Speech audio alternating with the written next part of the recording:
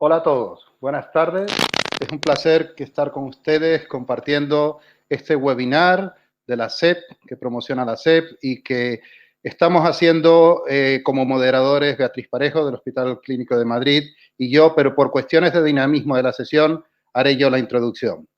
El webinar consiste en un factor muy importante que es cómo lograr determinar la severidad, la gravedad de la epilepsia, que es una pregunta que probablemente no tenemos a día de hoy, aunque todos lo percibimos clínicamente. Para ello tenemos a dos ponentes excepcionales, a los que tenemos que agradecer su contribución a los webinars de la SEP que han aceptado con todo el placer. En principio hablaremos de cómo determinar la gravedad de la epilepsia y para ello contamos con el profesor Leigh Sander, que es quizás un neurólogo, epileptólogo que está actualmente en la UCL de Londres y que es una de las personas que probablemente tiene más conocimiento sobre epidemiología de la epilepsia y que tiene una larga experiencia en todos los campos de la epilepsia. Sin dilatarme más en la introducción, daré paso al doctor Sander, quien nos hará la charla. Thank you, Lee, and you're welcome. Muchas gracias. It's a big pleasure to be talking to friends in Spain. I think that, as Manuel already alluded, is a very difficult issue to determine severity in epilepsy. And that's what I'm going to try to talk to you. How do we come up to severity that we could actually put it down and tell a patient that's your degree of severity? That's not an easy task. Just before I go on, this is my disclosures. I don't think any of them are relevant for this discussion and this talk today. Now, we need to start, if we want to talk about a problem, what is epilepsy? And here we have the first problem. Severity is much easier to attribute if you have a very homogeneous disease. But epilepsy is just a tendency to have unprovoked seizures, which results from a problem of the brain. And therefore, it's not really a disease. There might be some epilepsies that are the disease, but as a whole, epilepsy is what we call a symptom complex. And this is, I think, the first issue we have when we try to ascertain, to determine severity. Epilepsy has a relatively complicated natural history and a number of methodological problems. The first one is epilepsy is relatively common. It's about 1% of the population, up to 1% will have epilepsy at a given time. And this changes according to age. If you get to the ripe age of 80 years, you will have had almost a 4 to 5% chance of having had seizures. It is the sort of epilepsy we worry in the clinic is the sort of chronic disorder, which comes with many patterns, and each pattern has a variable severity. So we might have someone has a continuous pattern, but if someone has a continuous pattern, maybe having one seizure a year, he's still chronic, but you know, one seizure a year might not transmit or may not give you an impression of severity like someone that has one seizure a day. Epilepsy comes with a very high rate of psychiatric and somatic comorbidities, and each one of them with a variable severity. We have loads of psychosocial morbidity, and epilepsy tends to end either in premature death, which is the most devastating outcome, and I would say is the most severe degree of severity of epilepsy, or it ends up in remission. But you know, this is the sort of one of the problems we have. The methodological problems, which I already sort of hinted, they are quite big. How do we find? We have this issue of misdiagnosis both ways. People that don't have epilepsy get diagnosed as having epilepsy. And sometimes people that have epilepsy, they are misdiagnosed as not having epilepsy.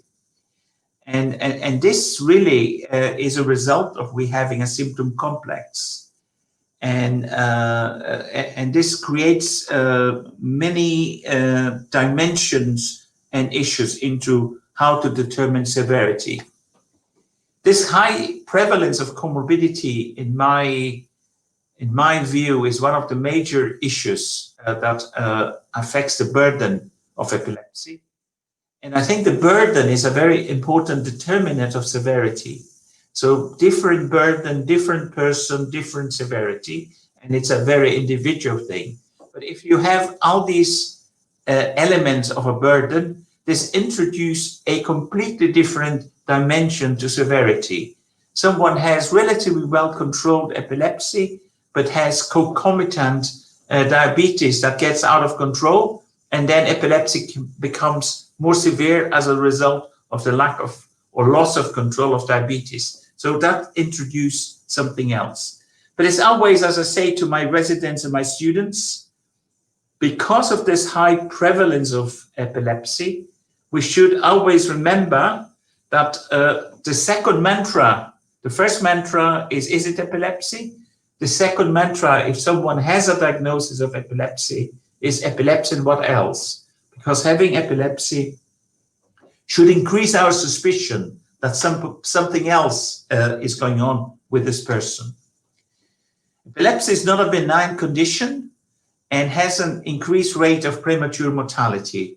And in some sites and some settings, it can be quite shocking. So if you have chronic epilepsy and you are in the young age group, we could say that the standardized mortality is 15 times higher than the standard population or the general population. And this changes according to population. It changes according to where you've done the study. And I think that there is a growing realization that epilepsy is not a benign condition, but actually imposes quite severe burden in terms of premature mortality. And this is just to share with you, and I'm sure that some of you may have seen this before. These are two different graphs from different areas of China. The one that is on the right-hand side, this one, is a logarithmic from 5 provinces of China with thousands of people. And you can see that the mortality for people under the age of 40 is quite shockingly increased if we look at this. And this one is from Sichuan province. Again, if you are under the age of 40, you are 20 times more likely to die as a result of your epilepsy than other persons in the community. This adds a real, very heavy weight to our severity and burden. And comorbidity drives the premature death to a certain extent. SUDEP and status epilepticus, yes, we see them at one end of the severity spectrum, but it's really not very common if we looked at sort of general population or incident cohorts. Just to show you, this is actually a large incidence cohort that has been followed up for over 30 years. And we will see that people die more often than they should if we had the same mortality as other people in the community. But epilepsy-related deaths are a relatively small part of the problem. So the comorbidities, they impose a major burden to epilepsy, and they increase and change the dimension of the severity. We have also to remember that we should not just count seizures for all the reasons I just mentioned, because epilepsy results in social disadvantage, disability, exclusion, morbidity. It has consequences for a number of domains in our lives. So I think it's important that we remember stepping seizures, decreasing the severity of the seizures. It's not everything. We might stop the seizures or decrease the severity, but the severity of life of the person might not change that much over time. So epilepsy is a multidimensional problem. So how to determine severity? But can we? I think that that's the question we need to answer. If we're only going to count seizures and we are relying for seizure severity for a clinical trial to see if it changed, it would be easy. But if we looked at an adult with epilepsy, this is really a major challenge to determine severity. We also have this problem that we have treatment that seems to be empirical. So we shoot in the dark and we hope it works. And we don't have any treatment that changes the process. And this is really part of our problem when we come to epilepsy and how to determine different parts of it. We know that people tend to be more likely to remit if we use, you know, the early stages of treatment. If someone has to go to the fourth or fifth drug, then, you know, it's really a disaster. So what do we have? We know that the majority of people respond to the first and the second drug.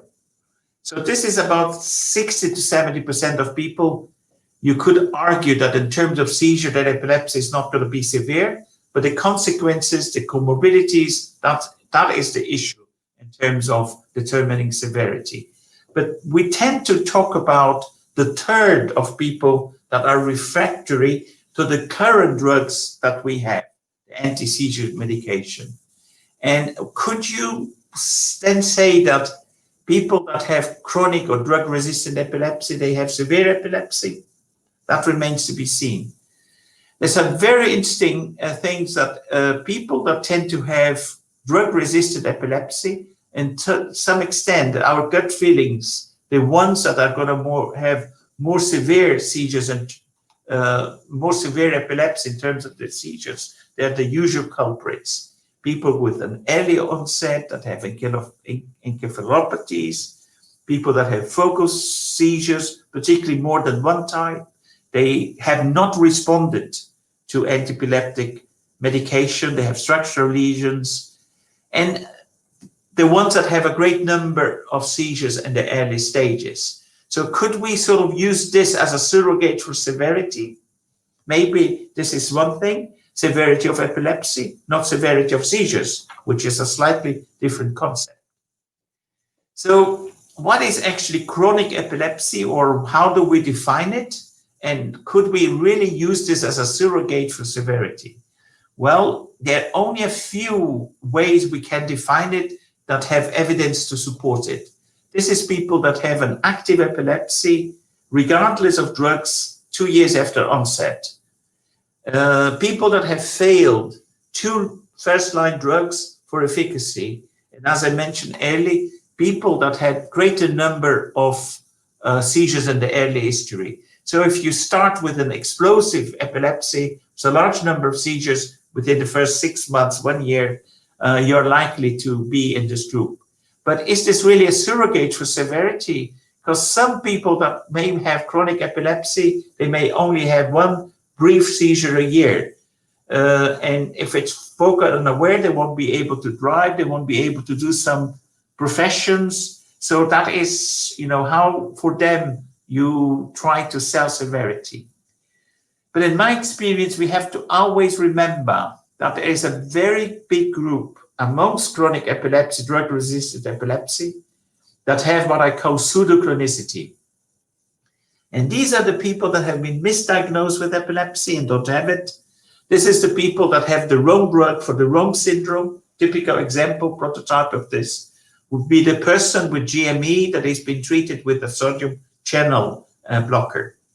And then, of course, we have the situation which I think is really not taken often into consideration, and in my experience is the commonest reason for people to have breakthrough seizures once they are in remission, and therefore severity plays up, or when people have chronic epilepsy and we're not able to control. This is people not taking the drugs or forgetting to take the drugs. And this is really a big reason for people to have pseudochronicity. And how do we take this into the equation? So we need to be very clear what we say when we talk about intractability as a surrogate for severity. And we have this other question is we tend to say that 30% of people have intractable epilepsy and therefore severe epilepsy. And I think that we are needing to do a reality check to find out if this is really still the case. We are better nowadays in spotting and managing pseudochronicity, I hope. And maybe with a number of new drugs, has the prognosis for seizure control, is it better than we previously estimated? Has it changed? So I think that one interesting thing is that we are in sort of Western epilepsy centers that do epilepsy surgery, we have seen the completely disappearance to some extent of hippocampal sclerosis. And this is a clear trend reported in most places where epilepsy surgery is going on for a number of years. But why is this happening? Is this changing natural history? Is this demographic trends? Are we better at managing febrile seizures? Are we better at antiepileptic drug treatment? So, you know, this is also an important thing. And in the last 4 decades, we have seen a major demographic shift in epilepsy. There has been a significant increase in the elderly, even if you do age standardized for age. There's a slight increase in the first year of life, probably because some of the disasters that would have not survived in the old times now, due to progress in medicine, they're surviving. And we see a decrease in overall childhood incidence between the age of 1 and, let's say, 20. The total number hasn't changed, but the proportions have. And some reasons may be that mothers nowadays have a healthier lifestyle. They might be improvements in pre and perinatal care. There might be immunization programs. There's an increase in life expectancy. I personally think that we will never find out in childhood. But in the elderly, it seems that cerebrovascular disease is an important part of the problem. People are having less major strokes, but they're having smaller strokes and epilepsy as a result of that.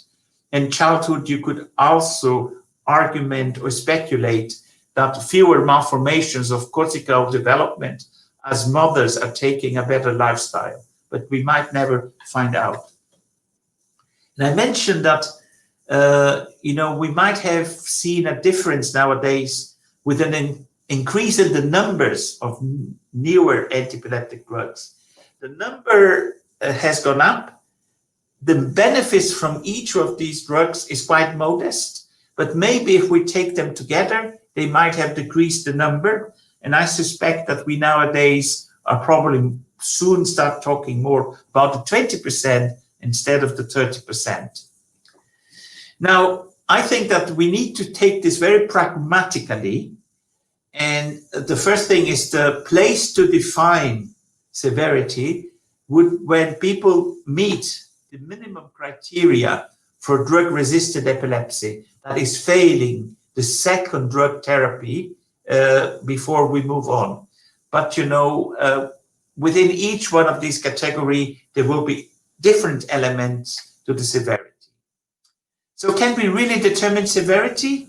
And what do we mean with severity? That's, as I said throughout, is a very important part of the question.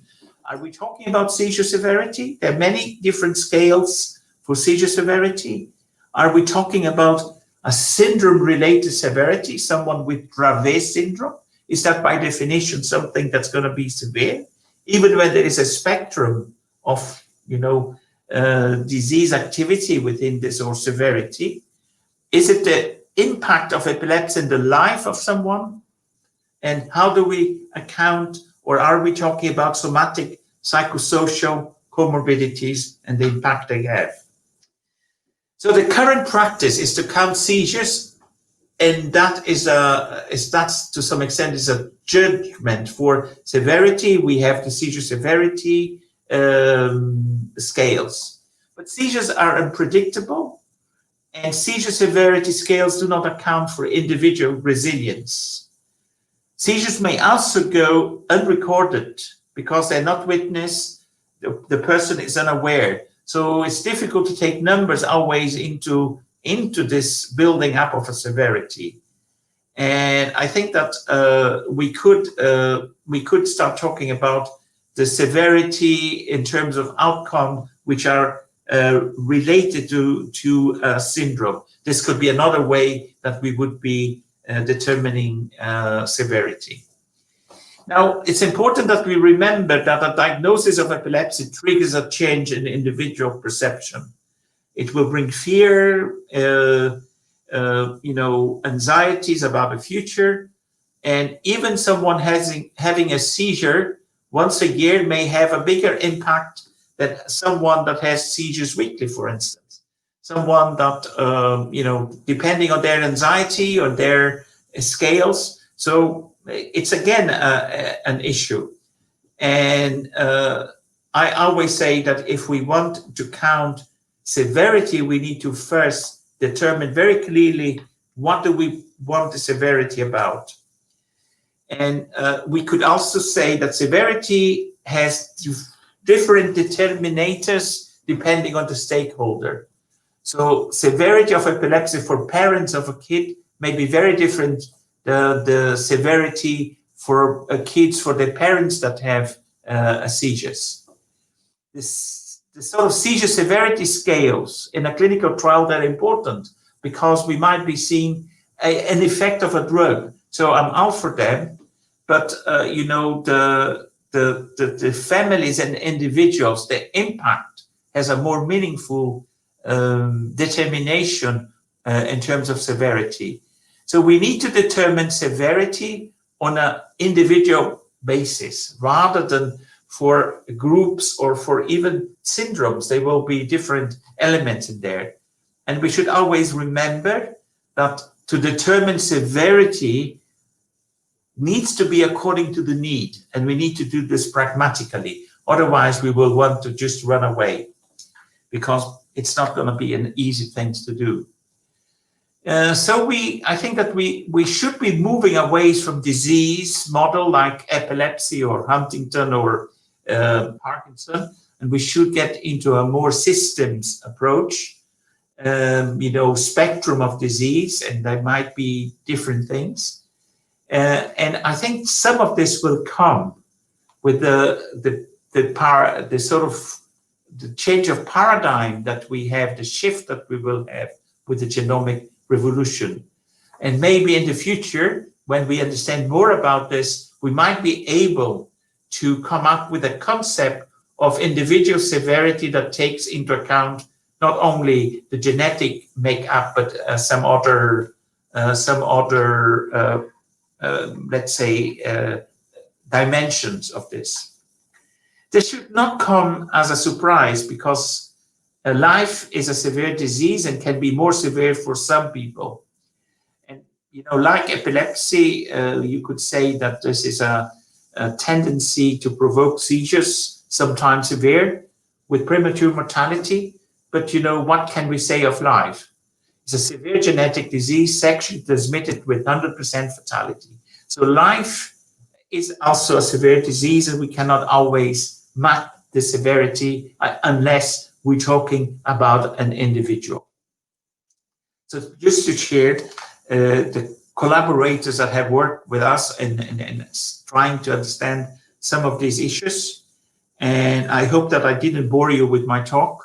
And if you have some questions, I'm here now to answer.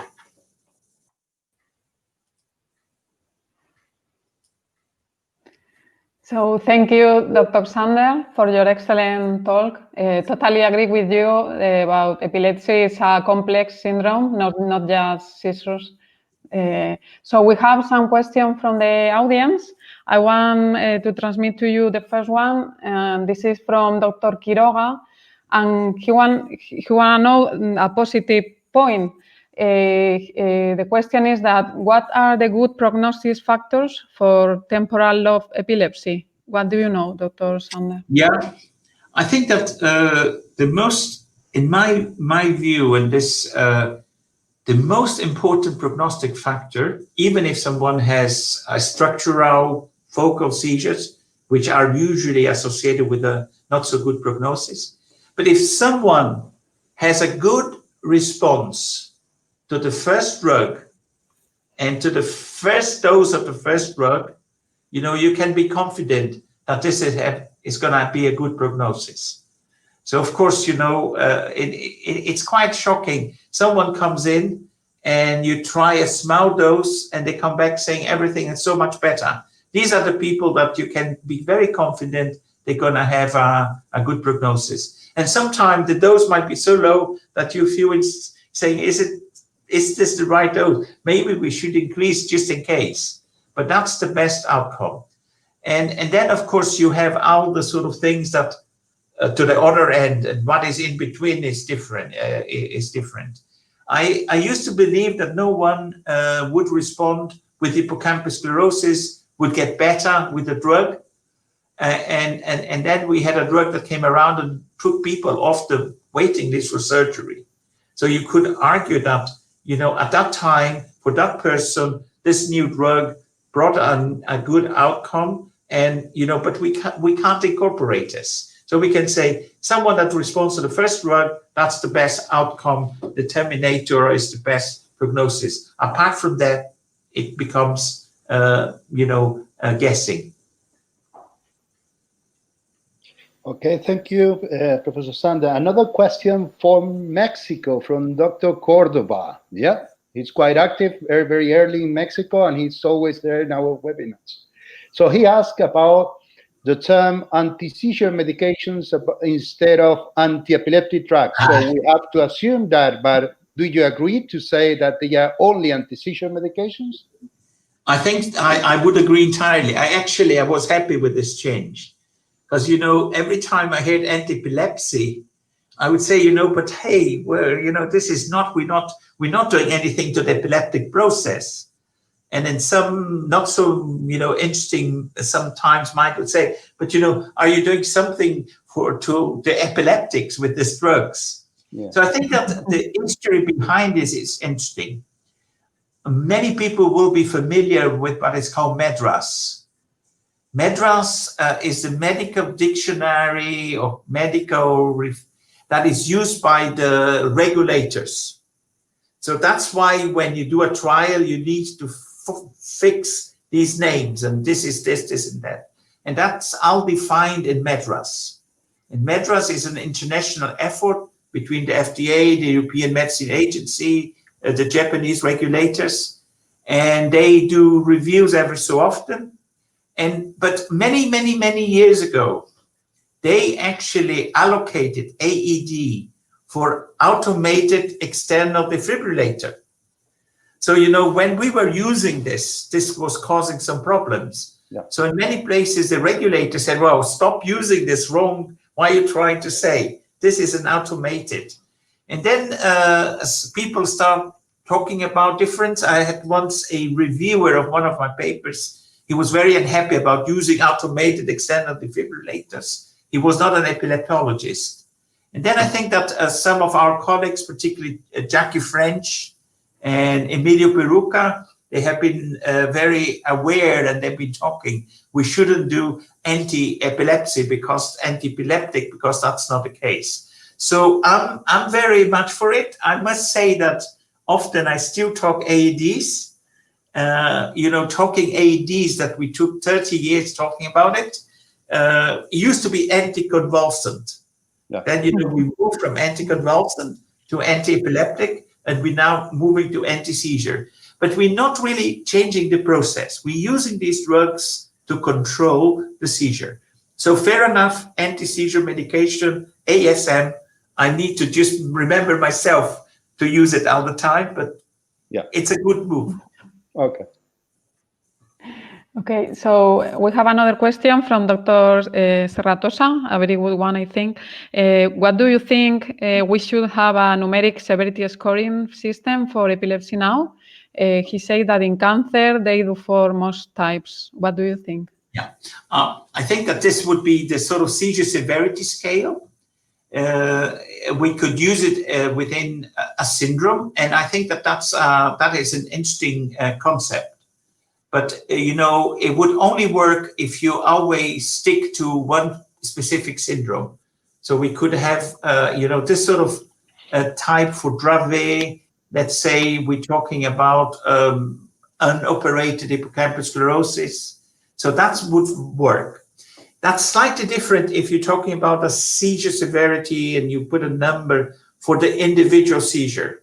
So, you know, let's say if someone falls, hit a head, has an injury, wets themselves, takes 2 hours to recover, and that would give you a score of 10. While if the same seizure that people only fall and recover quickly, hardly ever be an incontinent, you could give, let's say, a stage 2 or 3. So that does sort of, I think that I have no problem, and I'm quite happy to have this sort of things for individual syndromes. You could argue, as I said, for seizures, because, you know, you do a trial, you would like to have a numeric scoring system.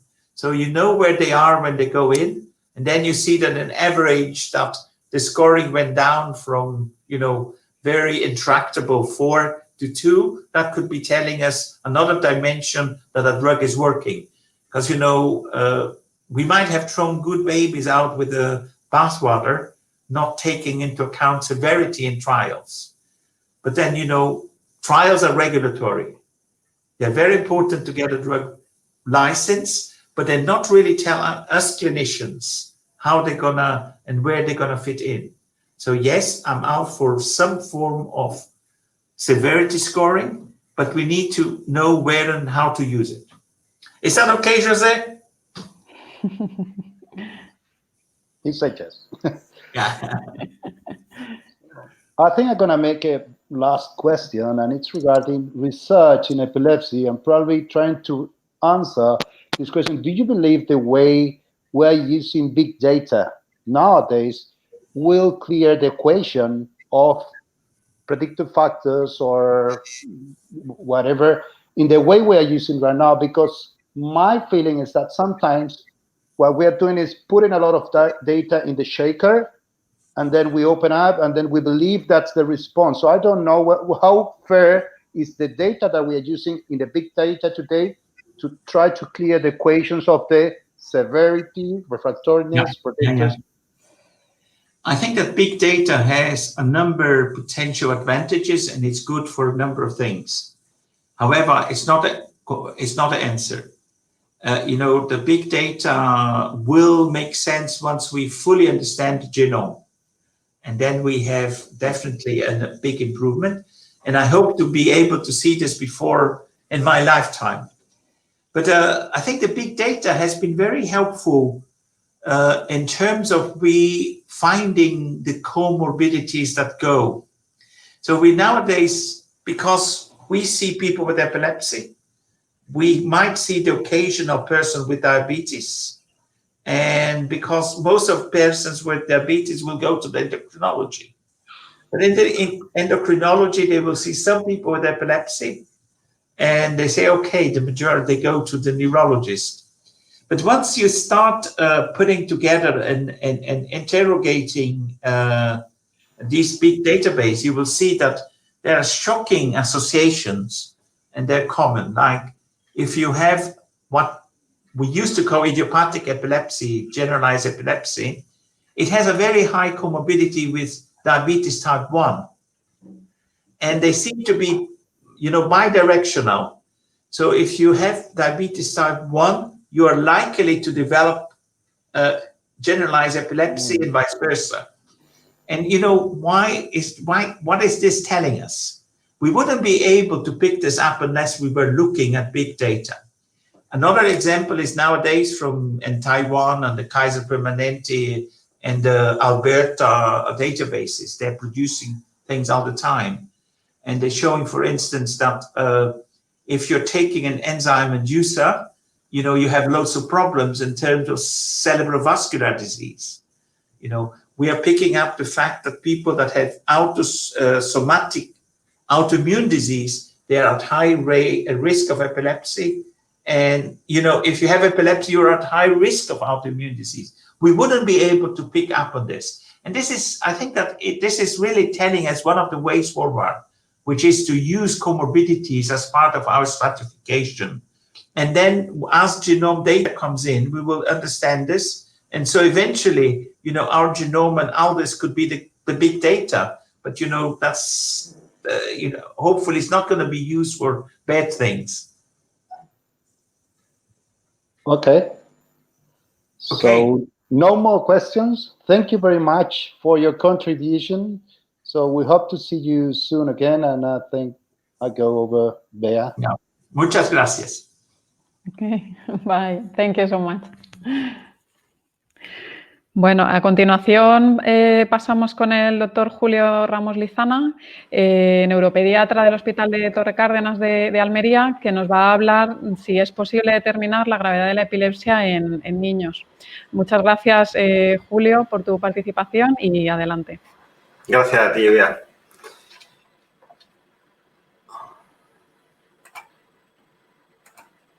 Bueno, pues efectivamente a continuación vamos a hablar sobre si es posible determinar la gravedad de la epilepsia, focalizándonos ahora en niños.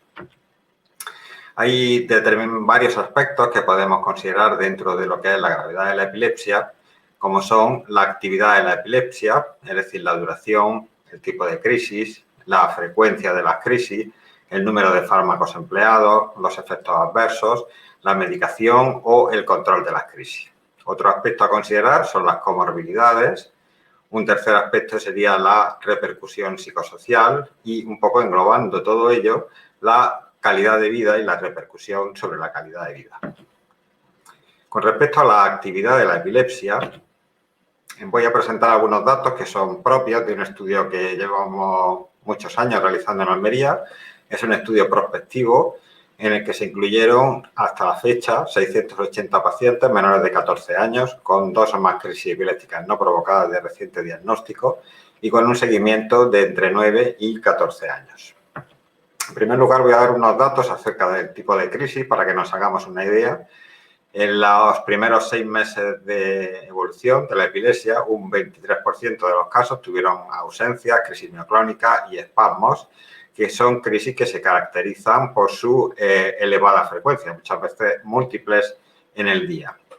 Luego, un 42% de los pacientes tuvieron crisis tónico-clónica generalizada o parciales secundariamente generalizadas, que en cambio son crisis habitualmente menos frecuentes, pero que implican un mayor riesgo de lesión física y son bastante más incómodas para el paciente. Y en un punto más o menos intermedio, pues estarían las crisis focales, que afectaron a un 35% de los pacientes en los primeros 6 meses.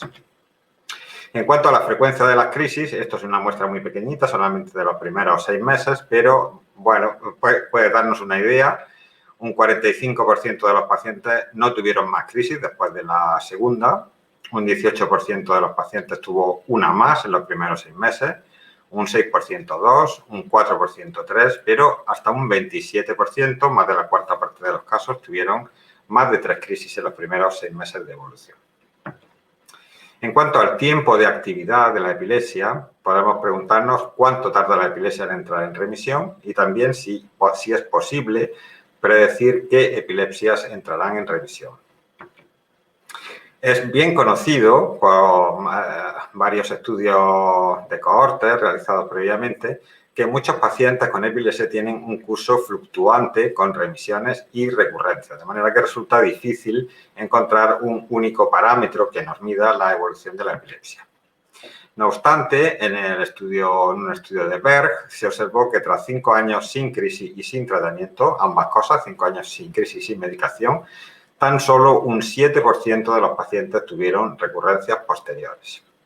De modo que la remisión de 5 años sin crisis y sin tratamiento puede ser una aproximación razonable a la remisión final o resolución de la epilepsia.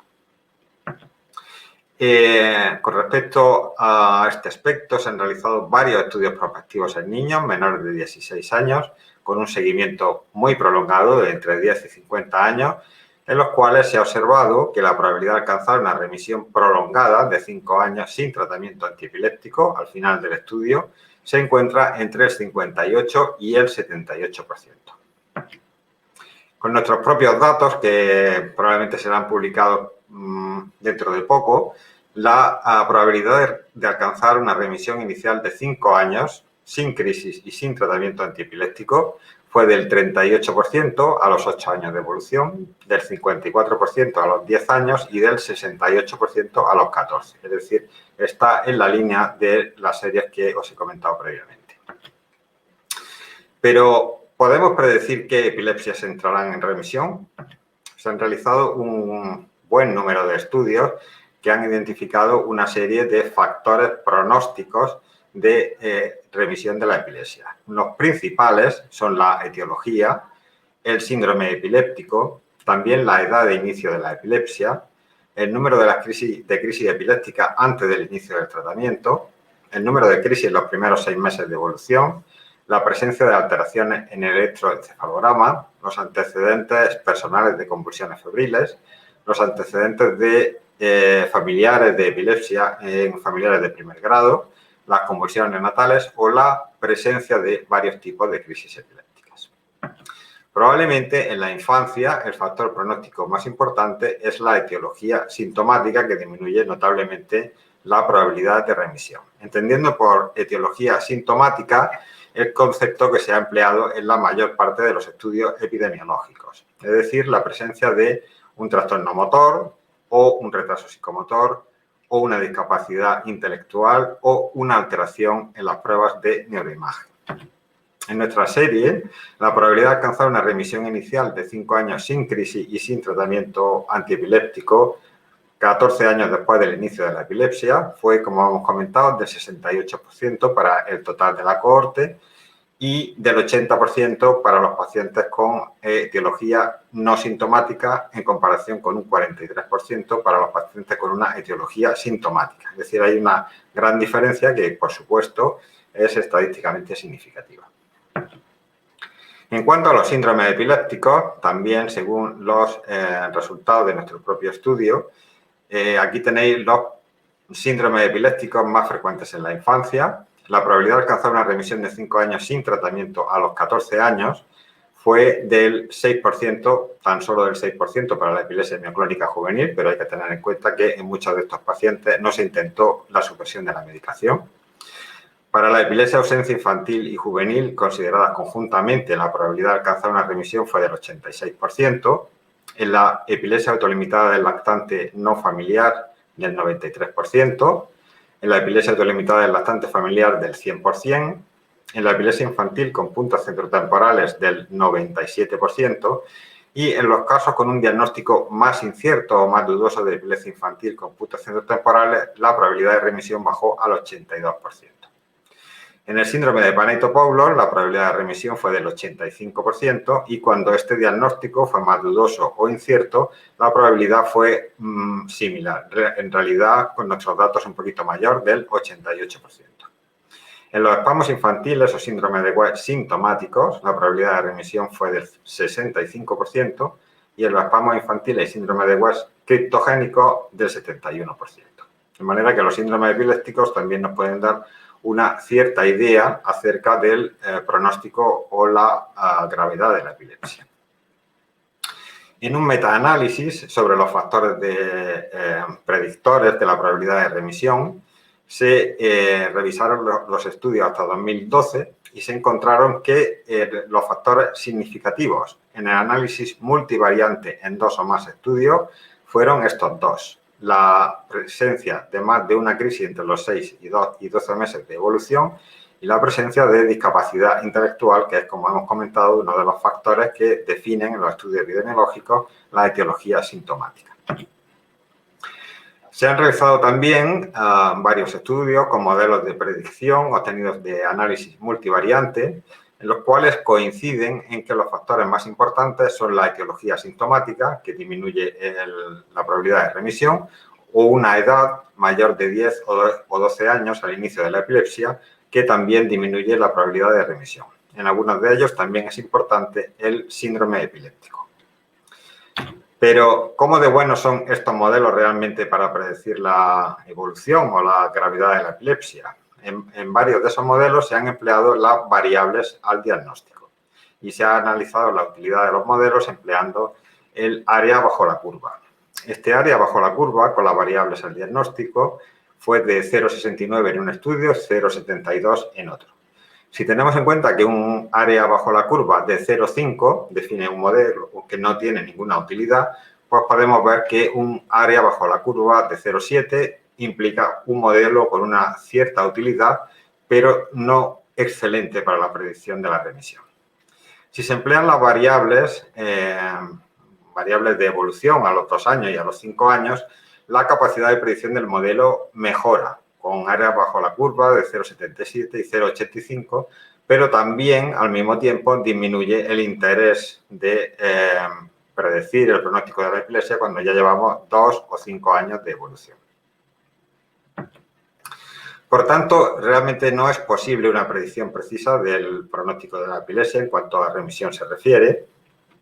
Nosotros estamos también trabajando ahora en un modelo multifactorial para predecir la probabilidad de remisión que esperamos publicar pronto, con resultados preliminares bastante buenos, pero ya os adelanto que no excelentes. Otro aspecto de la evolución de las crisis epilépticas es la epilepsia resistente a fármacos. La epilepsia resistente a fármacos supone, por supuesto, crisis frecuentes y un mayor empleo de fármacos y sus efectos adversos. ¿Cómo de frecuente es la epilepsia resistente a fármacos en los niños? En este metaanálisis reciente se encontró una incidencia acumulada de epilepsia resistente a fármacos del 20%, teniendo en cuenta estudios que emplean criterios diferentes para la definición de epilepsia resistente a fármacos. Si nos centramos en la epilepsia de reciente diagnóstico en niños, la probabilidad, la incidencia acumulada de epilepsia resistente a fármacos es del 14%. Este es un estudio que también realizado por nuestro grupo, que publicamos ya hace unos años, empleando para la definición de epilepsia resistente a fármacos los criterios actualmente en vigor de la ELAE. Empleando estos criterios, la probabilidad acumulada, es decir, de cumplir criterios de epilepsia resistente a fármacos en algún momento de la evolución, fue del 23% de los pacientes. En cambio, la probabilidad puntual, es decir, en un momento determinado, osciló entre el 11 y el 13%. Esto se debe, evidentemente, a que algunos pacientes inicialmente responden al tratamiento y posteriormente desarrollan una epilepsia resistente a fármacos, mientras que en otros pacientes con criterios de epilepsia resistente a fármacos dejan de cumplirlos con el tiempo. Tan es así que en un 37% de los pacientes que cumplieron criterios de epilepsia resistente a fármacos, 37%, como digo, estaban controlados 5 años más tarde y un 22% estaban sin tratamiento al final del periodo de estudio. Para medir la gravedad de la epilepsia, ¿es posible predecir el desarrollo de epilepsia resistente a fármacos? Pues también aquí se han realizado numerosos estudios que han encontrado diversos factores de riesgo para el desarrollo de epilepsia resistente a fármacos. Los más importantes probablemente son la etiología. Una etiología sintomática aumenta el riesgo de epilepsia resistente a fármacos, y también la edad, pero en este caso una edad menor de 1 año aumenta el riesgo de desarrollar una epilepsia resistente a fármacos. Otros factores implicados han sido la recurrencia de las crisis tras el inicio del tratamiento, el síndrome de West, el número de crisis antes del tratamiento, las convulsiones neonatales, las convulsiones febriles, el estado epiléptico o la presencia de alteraciones en el electroencefalograma. En el metaanálisis que he citado previamente, los factores predictores más importantes, considerando conjuntamente estudios en niños y adultos, fueron la edad, menor de 1 año, la etiología, los antecedentes de convulsiones febriles, los antecedentes de estatus y la presencia de alteraciones en el electroencefalograma. Todos ellos factores que aumentan la probabilidad de desarrollar una epilepsia resistente a fármacos. En un estudio, en nuestro propio estudio, ya publicado también hace unos años, los factores más importantes fueron la etiología y el inicio de la epilepsia antes de un año y también la presencia de más de una crisis en los primeros 6 meses de evolución. De manera que para los pacientes con crisis idiopáticas, el riesgo de desarrollar una epilepsia resistente a fármacos a los 6 años fue de tan solo el 2%.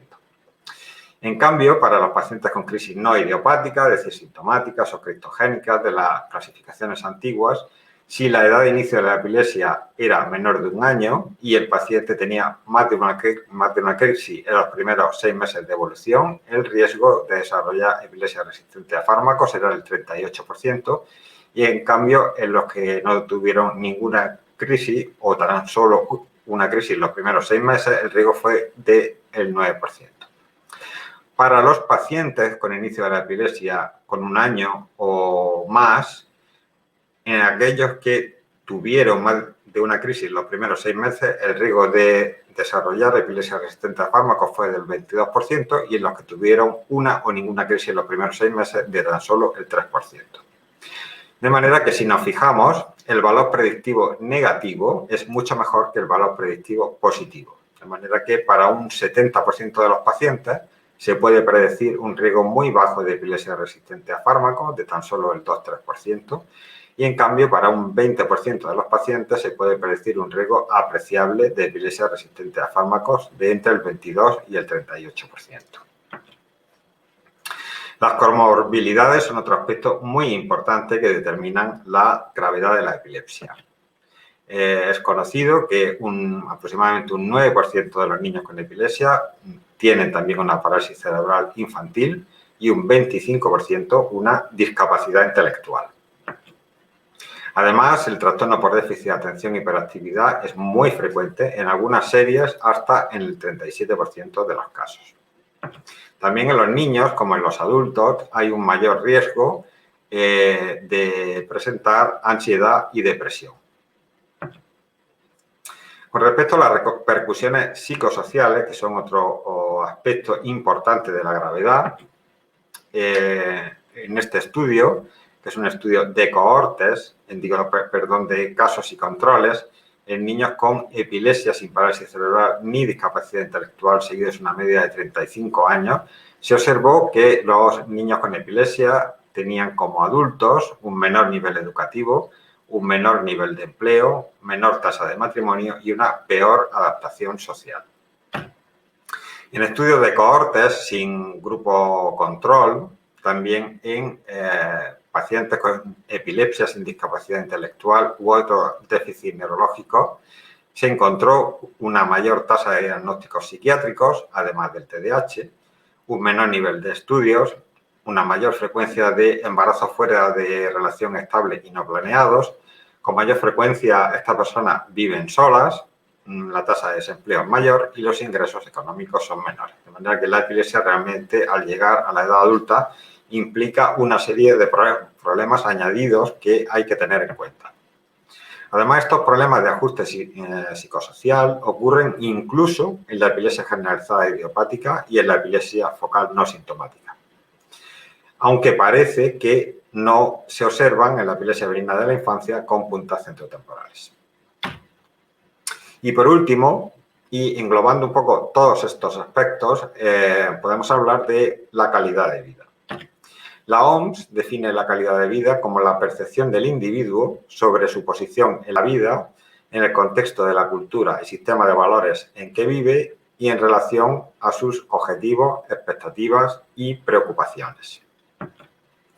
Además, en la medida de lo posible, se insiste en que el criterio estándar para valorar las percepciones de los pacientes deben ser sus propias opiniones y no las de los médicos, padres u otras personas.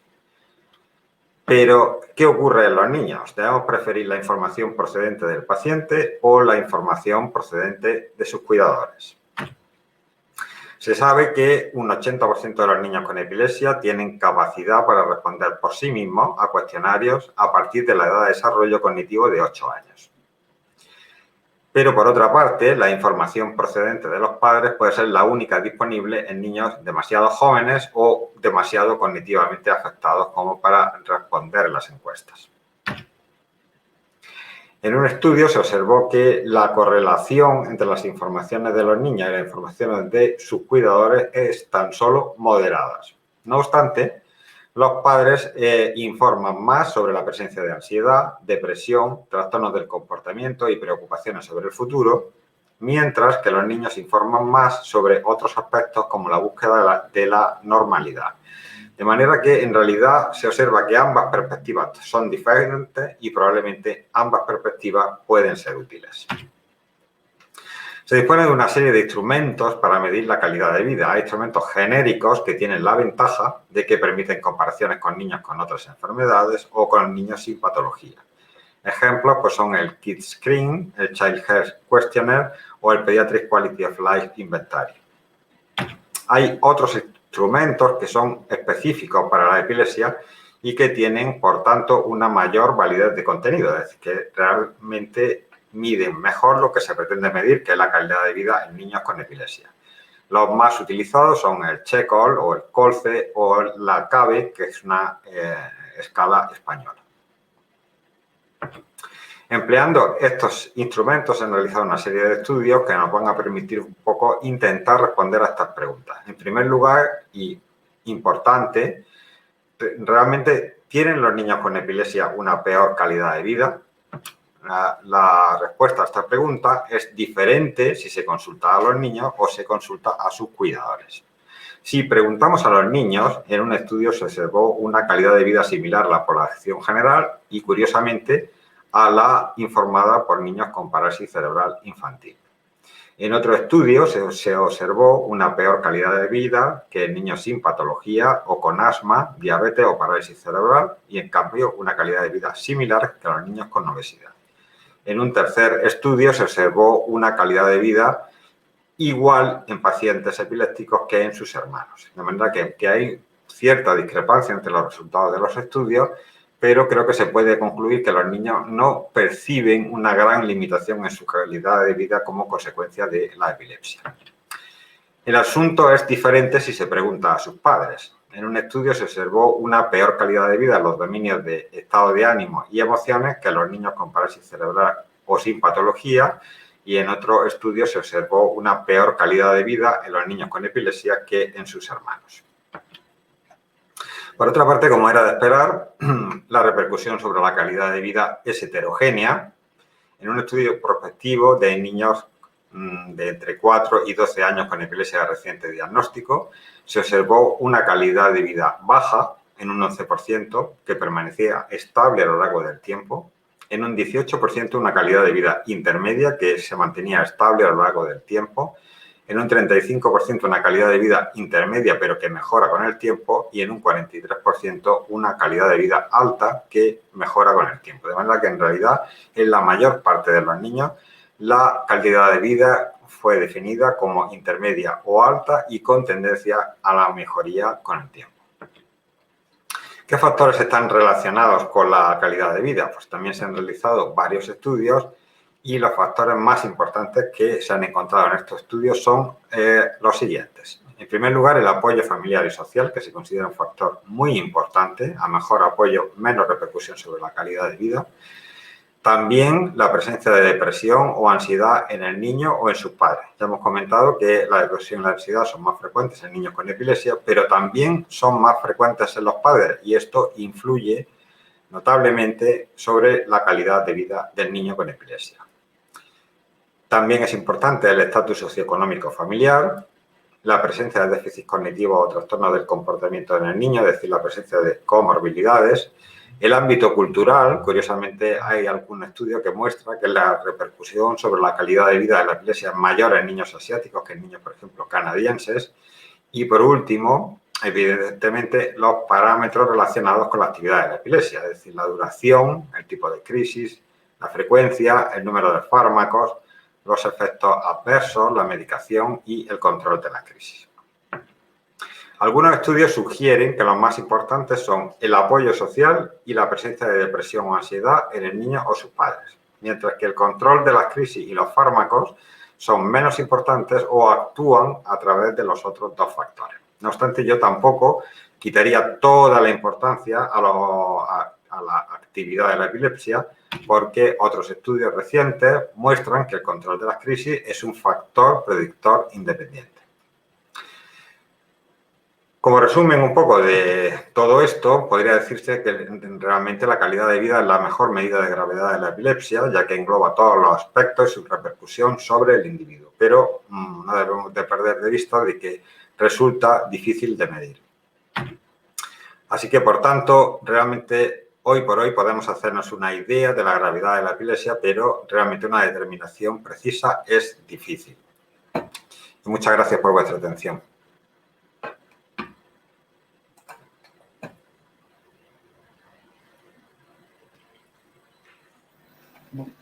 Bueno, muchas gracias, Julio, por la excelente presentación. Muy conciso y te agradecemos la presentación.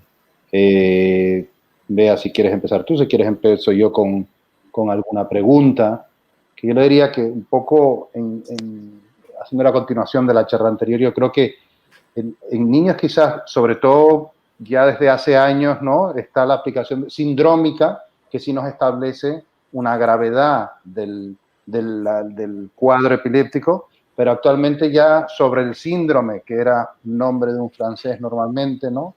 Pues ahora ya los síndromes han pasado a ser una cosa que engloban toda una cantidad, sobre todo la genómica, ¿no? Es lo que ha revolucionado el mundo probablemente de la epilepsia y lo que dirá pues todo en el futuro, no sé si todo o casi todo, ¿no? Sí, efectivamente.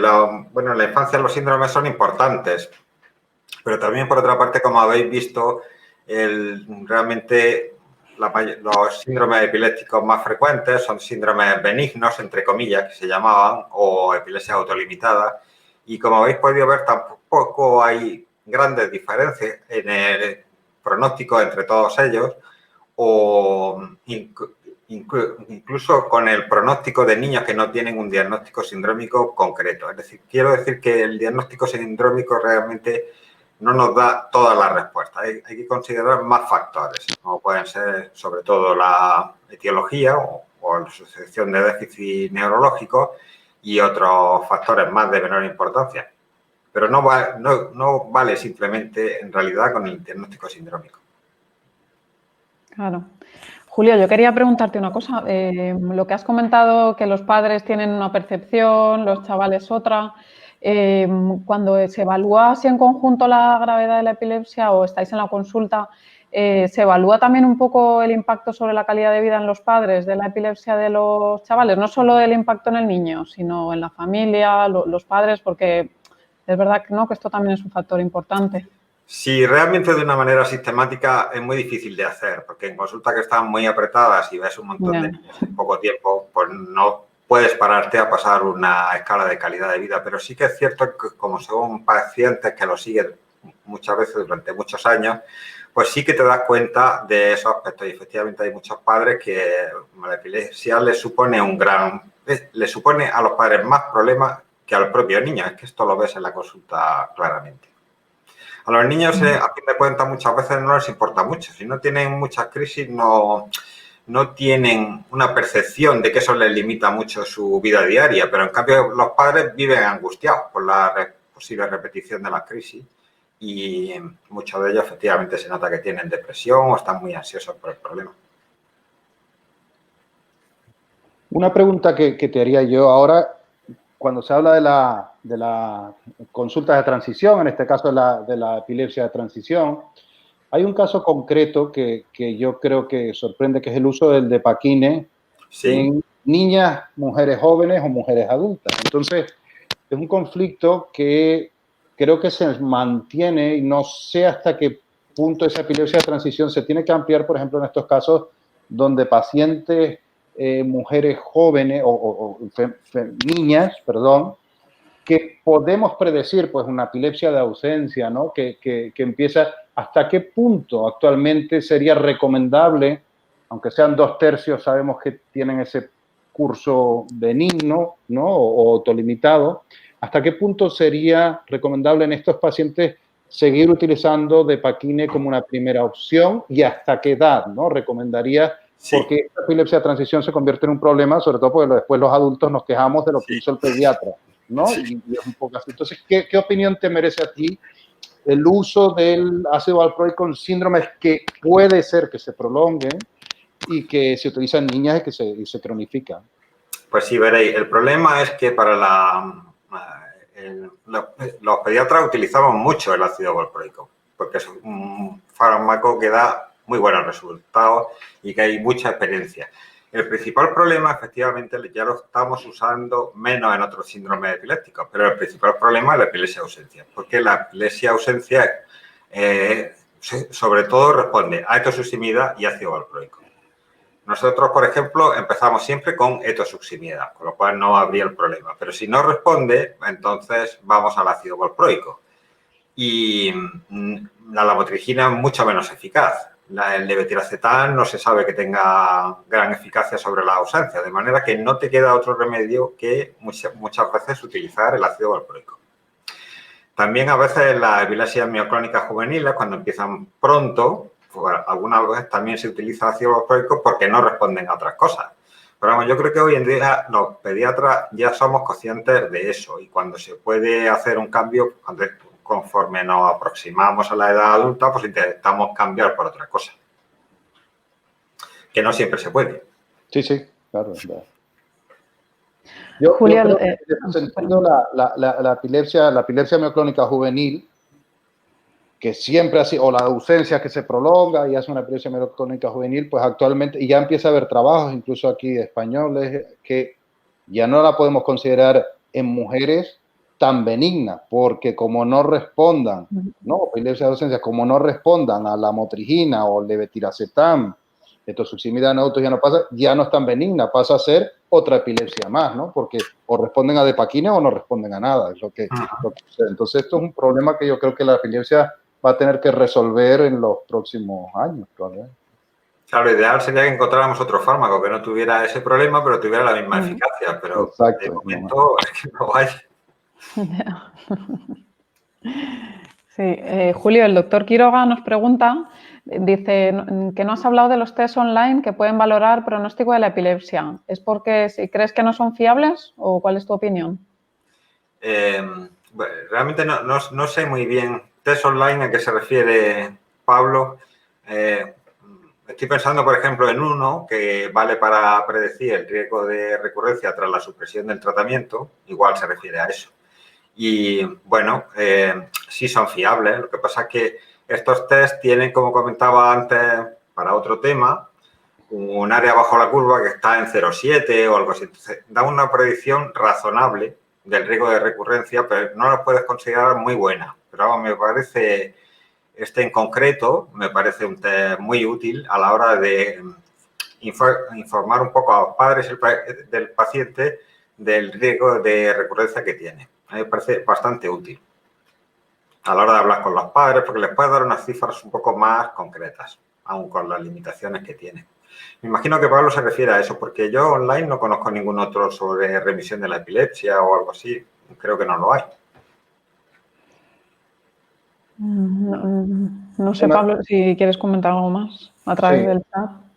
Comenta Pablo, sí, exacto, que lo haga. Mientras tanto, hacemos otra pregunta del doctor Sergio Córdoba desde México, que es más un comentario que supongo que será que cómo lidia un pediatra con la ansiedad y los síntomas emocionales que produce en familiares y cuidadores de niños, los síntomas que producen sobre los cuidadores, los padres o sobre la familia, tener un niño, ¿no? Con una epilepsia crónica de tratamiento, o sea, o simplemente que lo trate su médico especialista. A ver, nosotros lo que podemos hacer, y yo lo que habitualmente intento hacer es desdramatizar la situación. Es decir, a los padres, salvo que tengas una epilepsia muy resistente al tratamiento, pues hay que quitarle hierro a la enfermedad. No insistimos en la mortalidad, no insistimos en cosas que son muy poco frecuentes, en el riesgo de lesión. Los padres están angustiados pues si las crisis ocurren por la noche y no se enteran, entonces pues tú les dices que no pasa nada porque las crisis son cortas y normalmente no van a tener una consecuencia. lo cual es verdad en el 99% de los casos, no en el 100%, pero hay que intentar quitarle un poco de dramatismo porque si no realmente los padres se agobian. La carga, estoy viendo ahí en el chat porque alguien ha comentado, la carga de cuidar a un niño con epilepsia es diferente si es una epilepsia muy grave, con muchas crisis y tiene un retraso mental asociado, porque entonces efectivamente es cuidar de un paciente crónico. Pero para la gran mayoría de los niños con epilepsia, el problema está en la ansiedad que generan los padres que las crisis se repitan y que no lo puedan controlar o que no se den cuenta o que al niño le pase algo, y ahí es donde sobre todo se puede actuar para quitarles un poco esos miedos, que son posibilidades poco frecuentes. En algún caso, si te das cuenta que hay mucha repercusión, pues se le puede recomendar que se dé una vuelta por el psicólogo, Pero ya es el pediatra psicólogo, ¿no? Un poco. Siempre tienes que hacer un diálogo muy... Ayuda lo que puedes un poco, ¿no? No. Bueno, Pablo nos ha dicho que exacto, que eso era lo que te quería preguntar, lo que le has comentado. Así que pregunta resuelta. Última pregunta que es un poco... Se moja aquí el doctor Sergio Córdoba. Dice, ¿qué opina de considerar educar a los médicos no epileptólogos en cuanto a que el empleo de ácido valproico debe estar solo reservado a los especialistas en epilepsia? A ver, ese problema en pediatría y en España no lo tenemos, porque ningún pediatra general va a pautar un fármaco antiepiléptico, así que es lo que se hace. Ah, ¿no? ¿No utilizan? No, en no, neurología no se pone ningún tratamiento, siempre se remiten al hospital. Vale. Pero en la urgencia sí, ¿no? En la urgencia nos lo remiten a la consulta. Ah, Tenemos también. entrenados de que no saben nada. Entonces es más para nuestro campo esto. ¿Tú qué opinas, Manu, de esta pregunta? Porque tiene miga, Bueno, es buena. Sí, es buena, pero depende, ¿no? Lo que hay que alertar sobre todo, y hay que estar muy conscientes de que quien utilice el ácido valproico, que es un gran medicamento, resuelve muchos problemas. Depende del exceso de medicamentos. En España, concretamente, somos muy afortunados de poder acceder a todos los fármacos que queramos cuando queramos. Pero el doctor Sergio Córdoba sabe perfectamente que en México, según el seguro que pagues, te va a cubrir un fármaco o no.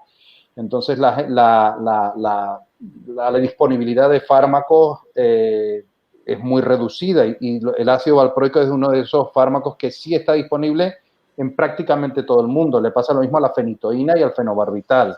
Entonces, decir que no se utilice fenobarbital o decir que solo utilice ácido valproico, quien sabe manejarlo o que es un epileptólogo, ya es un poco complicado. Pero sin duda, lo que creo que hace falta es formación a todo aquel que utilice fármacos que pueden ser perjudiciales, por ejemplo, para un niño que se empieza y a una niña que se empieza y que a medio plazo puede tener consecuencias deleterias, ya más allá de la teratogenia, ¿no? Estar utilizando Depakine en todo el mundo y en niñas a cualquier dosis, pues no se debería hacer porque tiene consecuencias, por ejemplo, como síndrome de ovarios poliquísticos, otras consecuencias, ¿no? Sí, yo estoy de acuerdo contigo que la formación es fundamental, no tanto vetar las cosas o prohibirlas, sino formar al resto de médicos en la información que se transmite. Y bueno, ahí también es parte de nuestro trabajo. O sea, hay que decir que es no vetarlo a epileptólogos, pero sí que los epileptólogos, parte de su trabajo sea transmitirlo a los compañeros, lo que tú has comentado, posibles efectos secundarios, riesgos, discutirlo con las mujeres. Saber que es un fármaco que puede ser delicado. Eso es muy bien. Pues ya creo. Bea, cierras tú, ¿no? Porque sí. me pregunto. No, sí, nos hemos preguntado, Sergio, bueno, Córdoba quería transmitir sus saludos a los miembros de la SEP. Agradecerte, Sergio, tu participación y las preguntas también que has mandado. Bueno, pues con esto, Julio, de nuevo, gracias por tu charla. Gracias. Muy bien también el doctor Sander, la verdad ha sido un placer teneros a los dos. Y bueno, agradeceros a todos que hayáis estado en el webinar esta tarde, la participación en las preguntas y bueno, esperamos que os haya resultado interesante. Y nos vemos en el próximo webinar. Que tengáis todos buena tarde.